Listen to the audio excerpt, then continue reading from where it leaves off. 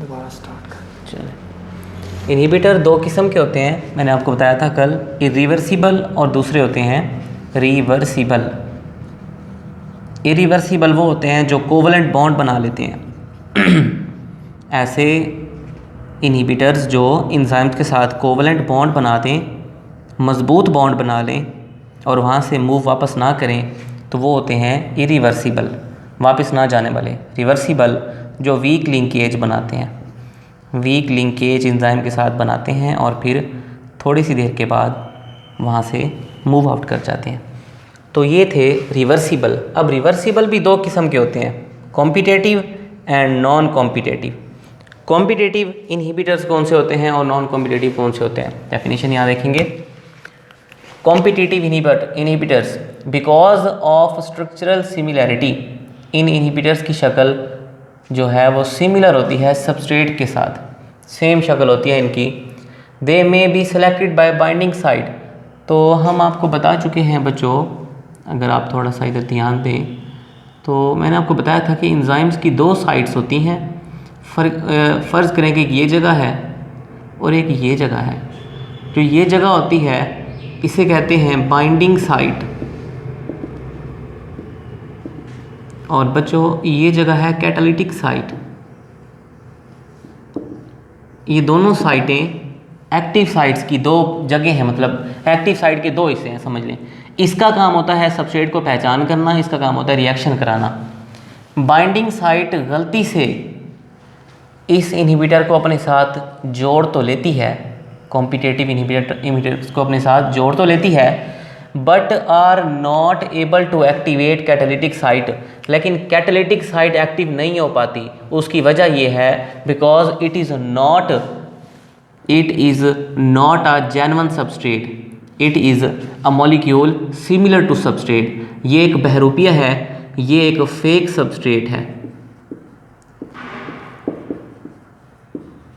तो एक साइड तो ऑन हो गई लेकिन दूसरी साइड अभी भी ऑफ पड़ी है, जिसकी वजह से हम कह सकते हैं कि सबस्ट्रेट की ब्रेक डाउन नहीं होगी, प्रोडक्ट्स नहीं बनेंगे, products are not formed. Reading करता हूँ मैं। Because of the structural similarity with substrate, competitive inhibitors may be selected by binding site. हो सकता है कि ये गलती कर बैठे ये side, but are not able to activate catalytic site, लेकिन ये साइट गलती नहीं करेगी, ये कभी ऑन होकर रिएक्शन नहीं करेगी। सो हम कह सकते हैं, थस मीन होता है पस, we can say that products are not formed, products नहीं बनेंगे। दूसरी जो है वो इनहिबिटर की जो टाइप है वो है non competitive inhibitors. Non competitive कौन से होते हैं? They form enzyme inhibitor complex. What is enzyme inhibitor complex? Enzyme और इनहिबिटर दोनों मिल जाएं तो वो चीज़ कहलाती है कॉम्प्लेक्स। इन दोनों को मिला के डैश लगा दी, मीन दोनों को मिला दिया गया है, वो कॉम्प्लेक्स बन गया। एंजाइम इनहिबिटर कॉम्प्लेक्स बनेगा एट अ पॉइंट, उस जगह पर अदर देन एक्टिव साइट। समझें यहाँ पर एंजाइम, ये इसकी एक्टिव साइट। फॉर एग्जाम्पल ये है जी इनहिबिटर। ये इनहिबिटर एक्टिव साइट पे अटैच नहीं होगा, इधर आके अटैच हो सकता है, इधर आके अटैच हो सकता है। यानी एक्टिव साइट के अलावा किसी जगह पे जाके अगर ये इनहिबिटर अटैच हो जाए तो उसको हम बोलते हैं नॉन कॉम्पिटेटिव।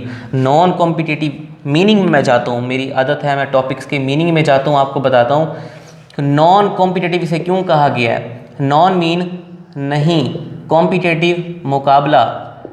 इस सबस्ट्रेट का, जो ये नकली सबस्ट्रेट है, बहरूपिया है, इसका असली सबस्ट्रेट के साथ कोई मुकाबला नहीं है। क्यों मुकाबला नहीं है? असली सबस्ट्रेट एक्टिव साइट पे आके जुड़ जाए, जुड़ सकता है, उससे कोई प्रॉब्लम नहीं है। इसके साथ कोई मुकाबला ही नहीं है, ये इसने किसी भी जगह जाके अटैच हो जाना, एक्टिव साइट भी उसने होना ही नहीं है। लेकिन जो ऊपर वाला था कॉम्पिटिटिव इनहिबिटर, इसका मुकाबला था, इसका मुकाबला था असली सबस्ट्रेट के साथ, क्योंकि असली सबस्ट्रेट भी इधर जुड़ना चाहता है, बहरूपिया सबस्ट्रेट भी इधर जुड़ना चाहता है, तो दोनों में मुकाबला है।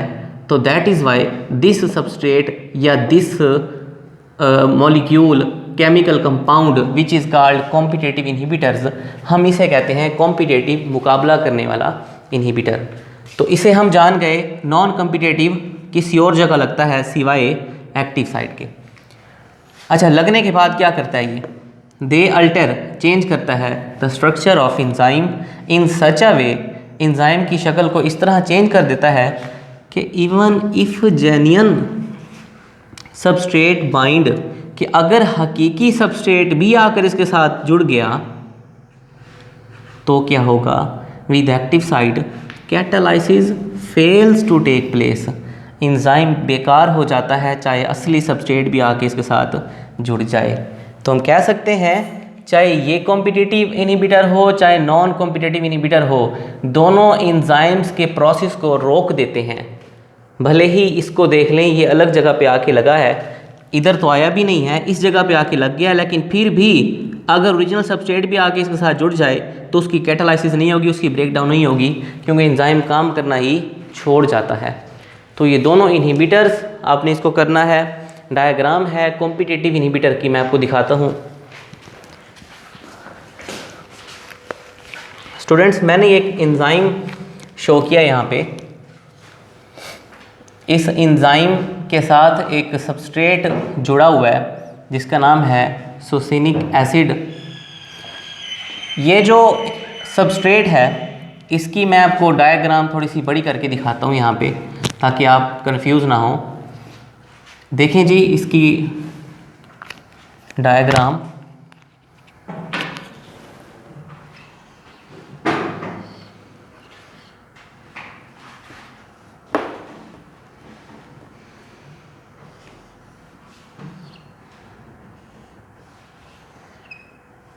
ये 4 कार्बन हैं स्ट्रेट चेन में और लास्ट कार्बन के साथ ऑक्सीजन, इसके साथ भी एक ऑक्सीजन है, डबल बॉन्ड, इधर भी ऑक्सीजन, डबल बॉन्ड कार्बन के साथ ये भी, यानी लास्ट जो कार्बन है उनके साथ दोनों ऑक्सीजन है।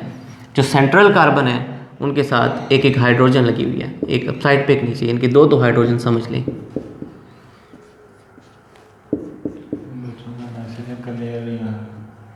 थोड़ा पीछे कर लो, हाँ थोड़ा सा पीछे कर लो। ये जो सबस्ट्रेट है इसे कहा गया है सुसिनिक एसिड।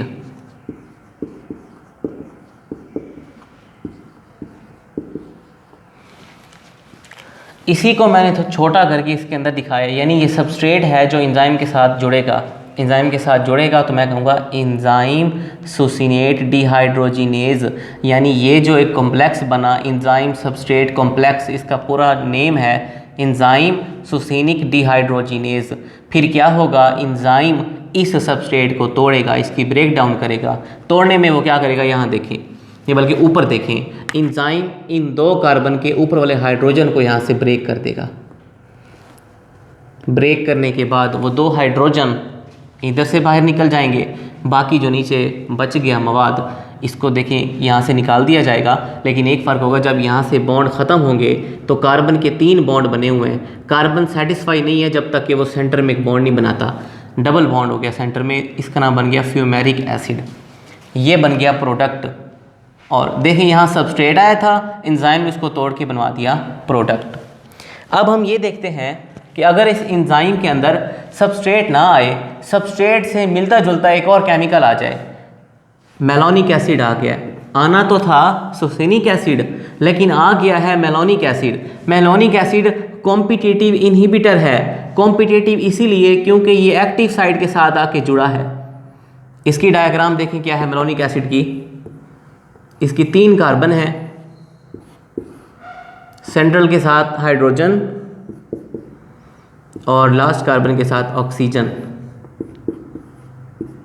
देखें इसकी शक्ल सिमिलर है इसके साथ, सुसिनिक एसिड के साथ। तो ये आके जुड़ तो गया but reaction do not take place, reaction ना हुआ, नो रिएक्शन। तो हम कह सकते हैं जब इनहिबिटर आके जुड़ते हैं तो एंजाइम्स काम नहीं करते, और जब सबस्ट्रेट आके जुड़ते हैं तो एंजाइम्स काम करते हैं और प्रोडक्ट्स बनवाते होते हैं। डायग्राम को आप गौर से देख लें, मैं इसकी पिक बना के भी आपको भेज दूंगा, ये आपने बनानी है। नीचे देखें मैंने ये लिखा हुआ है ए के अंदर, ये ए डायग्राम है दोनों। Formation of enzyme substrate complex resulting in the formation of product. और बी में देखें, inhibitor malonic acid does not fit the active site, वो एक्टिव साइट में फिट नहीं हो पाया and no product are formed, और कोई प्रोडक्ट नहीं बने। दोबारा देखें, एक नज़र देख लेते हैं। इनहिबिटर्स की दो इकसाम है, इरिवर्सिबल और रिवर्सिबल।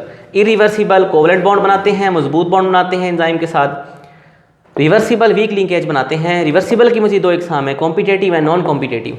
कॉम्पिटेटिव में मैंने आपको बताया कि ये बिल्कुल शक्ल इनकी सेम होती है सबस्ट्रेट की तरह, और ये एक्टिव साइट के साथ जाके जुड़ जाते हैं। जुड़ तो जाते हैं लेकिन कैटालिटिक साइट ऑन नहीं होती, जिसकी वजह से प्रोडक्ट्स नहीं बन पाते।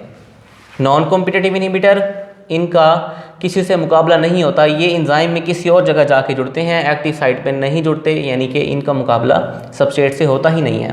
They form enzyme inhibitor complex at a point other than active site. तो ये सबस्ट्रेट की जगह नहीं लेते, किसी और जगह जाके अटैच होते हैं। जब ये अटैच हो जाते हैं तो ये एंजाइम के स्ट्रक्चर को इस तरह ख़राब कर देते हैं कि अगर ओरिजिनल या जेन्युइन सबस्ट्रेट भी आके जुड़ जाए तो कैटालाइसिस नहीं होती, कैटालाइसिस फेल हो जाती है।